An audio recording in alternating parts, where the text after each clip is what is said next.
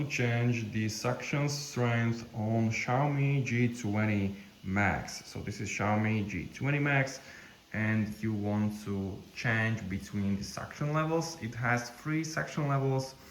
All you have to do is to just press this little button and you can keep clicking it, and it has 3 levels: the lowest, middle one, and the most strength. So choose it on your own. If you want the lowest level, you can choose it, and now you can just turn it on, and now you can use it. It's for daily usage. I personally use it. It has the lowest battery drain.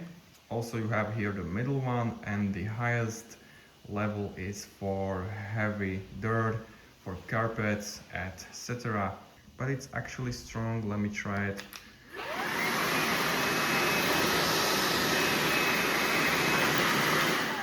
But it has heavy battery draining, so I recommend to use only this one. Also on carpets, I'm using it in my dog salon, so it fits for dog hairs, etc. So if you have any questions, make sure to comment. Also make sure to subscribe, and see you next time.